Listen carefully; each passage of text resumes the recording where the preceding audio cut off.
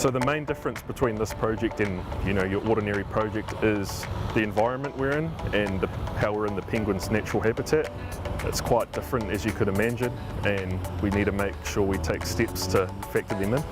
We've had to change how we work, such as just highlighting exclusion zones so our crews avoid disturbing those nesting areas, and then also we've been building the penguin nest as a temporary base for the penguins.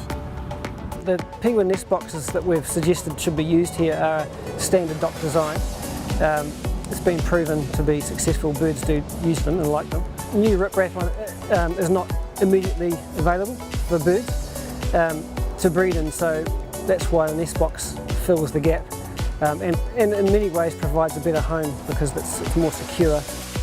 These measures make me proud to work for a company like Downer because we're working towards a more sustainable way of construction. Downer leading the way can make a big difference in protecting the environment and for future generations. Oh, well, for us it's fantastic. We're very glad that Downer's come on and talked to us early, because once that knowledge base is built up across the sector, it's a win-win really.